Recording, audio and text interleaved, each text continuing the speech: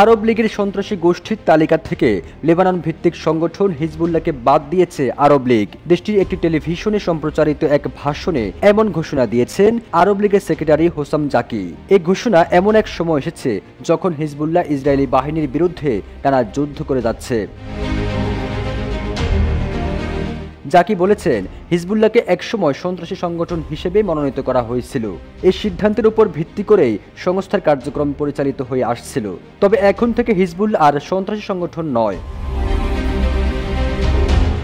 গণমাধ্যমে তিনি আরও বলেন, আরব লীগের সদস্য রাষ্ট্রগুলো সম্মত হয়েছে হিজবুল্লাহকে সন্ত্রাসী সংগঠন হিসেবে আর ব্যবহার করা উচিত নয়।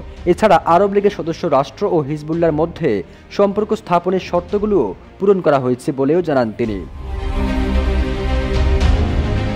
এর আগে 2016 সালের 11 মার্চ আরব লীগ হিজবুল্লাহকে সন্ত্রাসী সংগঠন হিসেবে তালিকাভুক্ত করে। ধারণা করা হচ্ছে, ইসরায়েলের সামরিক বাহিনীর মোকাবেলায় এবং গাজায় গণহত্যা বন্ধে ফিলিস্তিনের পাশে দাঁড়িয়ে হিজবুল্লাহ যেভাবে লড়াই করে যাচ্ছে তা আরব দেশগুলো জনগণের মধ্যে ব্যাপক ইতিবাচক সাড়া ফেলেছে।